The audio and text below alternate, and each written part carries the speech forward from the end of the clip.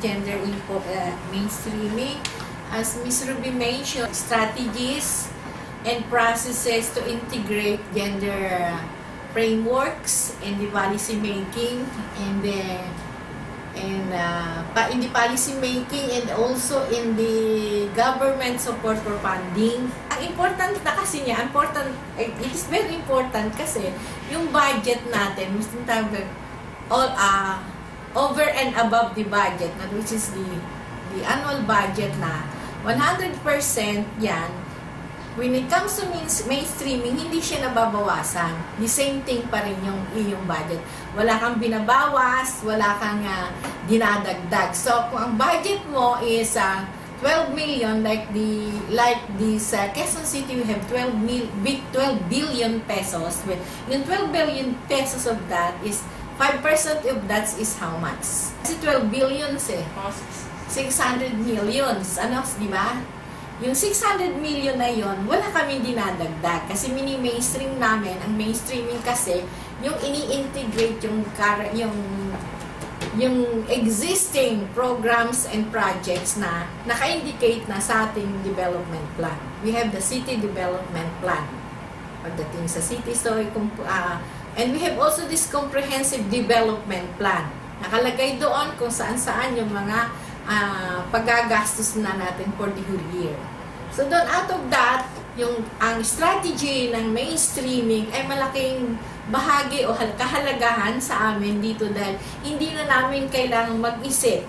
Ano ba yung project na ito na dapat na malagay sa God plan? Kung ang God plan natin ay may kailangan lang dagdagan. We have to add lang the components of gender. Like for example, sa health. When it comes to health project, ano yung mga bagay na existing na as a program ng health? Like the reproductive health advocacies or awareness. Nandun na yon sa project ng health. Pero ang gagawin lang natin, yun ay imi-mainstream lang ng God. Mainstream.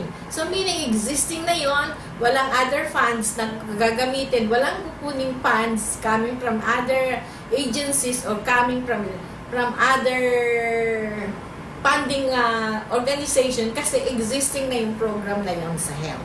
So, lalagyan lang natin ng component. Sino yung mga babae na nangangailangan nito? Ilan silang may sakit or we have to put the statistics. At out of 100 women in this area suffered this kind of maternal death.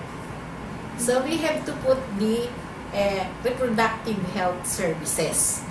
Ano yung mga advocacy ng reproductive health? We have the pap smear, we have this DRA for men. So, nakalagay doon na hindi na natin ginagalaw yan. Yun ang maganda sa mainstreaming. Yung existing project na yon, siya lang natin ilalagay sa God plan natin.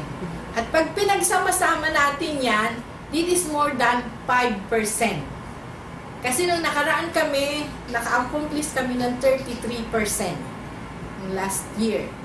Not the 2011. Last year, 2011, 33%. Yung 600 million na yon, nakuha namin lahat yon. At because of that, because of this mainstreaming, the Office of the Vice Mayor who caters women and give these services to children got the highest God budget. So we reached the 600 million God budget for the year 2011. So yun ang maganda, hindi na natin kailangan maghanap pa tayo ng ibang mga proyekto basta't meron lang tayong gender components o gender perspective na ilalagay natin at naka-base doon din ang statistics. Kasi kung pag-usapan ang mainstreaming, maganda itong estratehiya or proseso dahil nakapaloob dito yung areas concerned, which are the people, the government, the people, the policy, the enabling mechanism, and the PPAs. Ang PPAs natin is project, programs, and activities. So, nandun yung key concern na nakikita natin kung ano bang kailangan para ma-benefits ang mga kababaihan. Ano yung capacity building na dapat nating ilagay doon.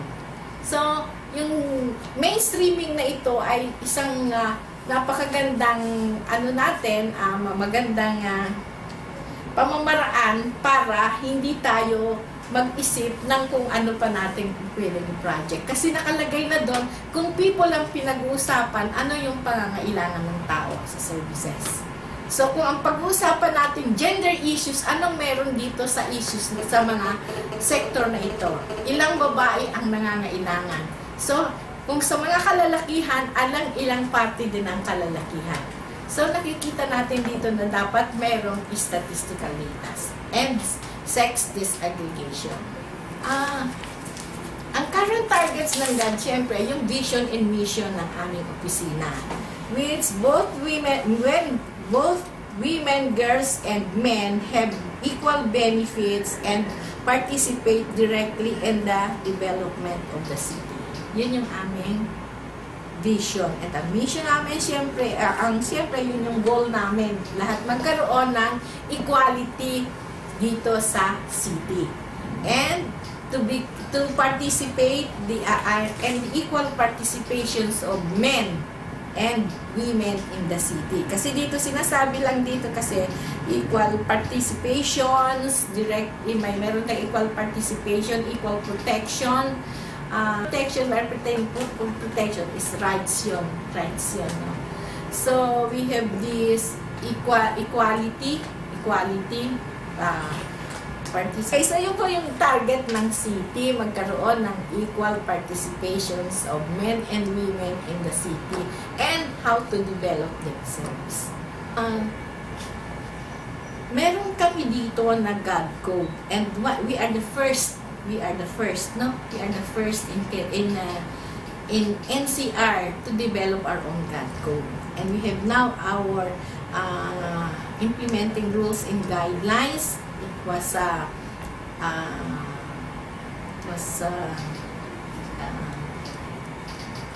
passed ba or the IIR passed last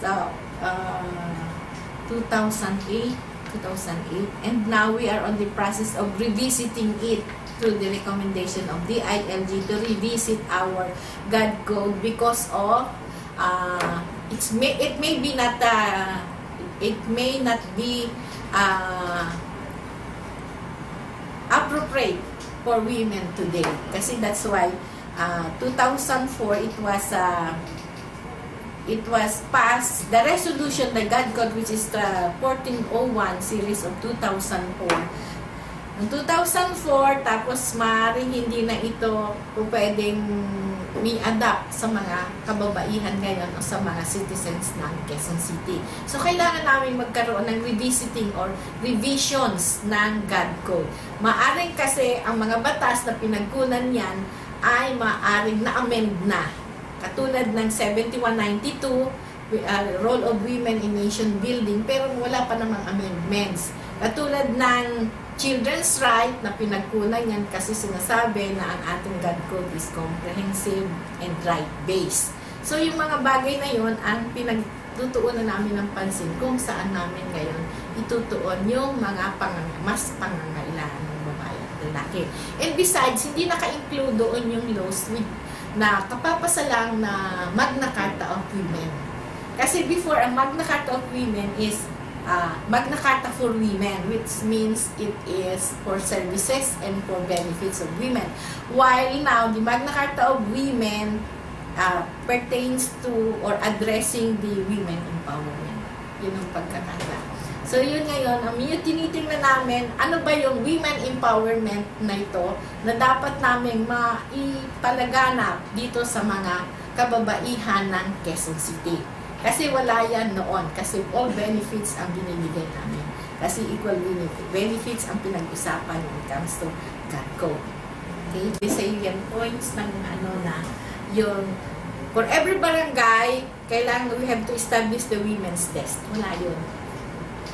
For every barangay. Kasi ang women's desk sa lang dati, sa police. Sa police station, sa PNP. Pero ngayon, lahat na ng barangay ay dapat meron nun. And the GAD focal points Dapat meron na sa lahat ng barangay.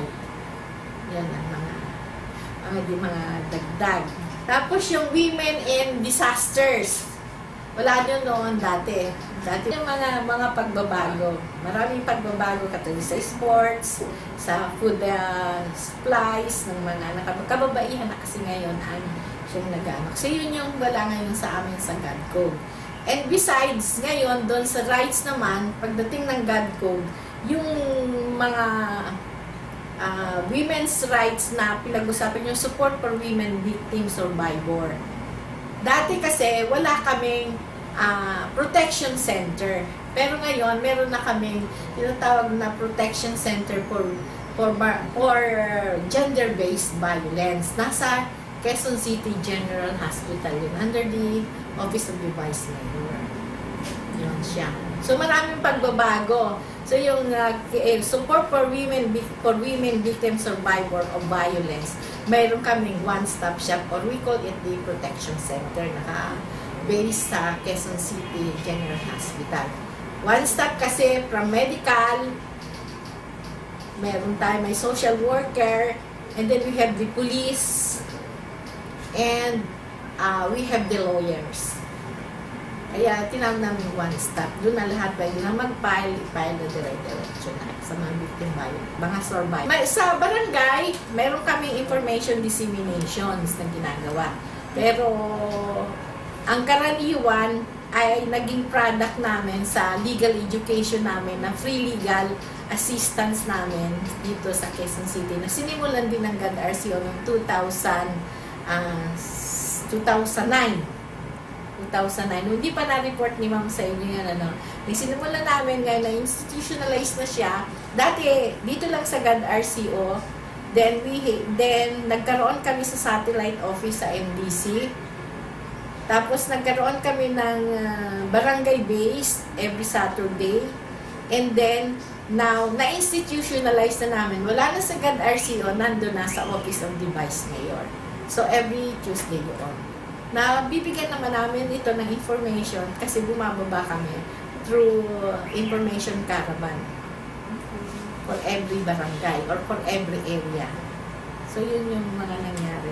So, meron kami dito strengthening the City God Focal System. Ang ibig sabihin, alam natin yung focal system, either it is a group or it is a person sa mga barangay.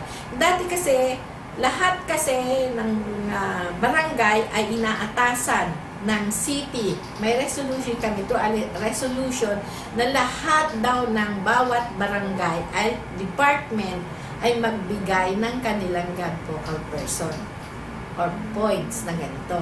So, we have 142 barangays and we have 72 departments and offices dito sa Quezon City. So, na-strengthen na namin yan. Meaning to say, all of them comply by submitting their names and by their names and designated them for being the God focal person. So, yung mekanismo niyan, kasi sinabi namin, ito ang function ng God focal person, ito ang gagawin ninyo to advocate, to strengthen this mechanism para palaguin. Pero lahat ngayon siya ay nabigyan na namin ng pansin. So, meron na kaming God Directory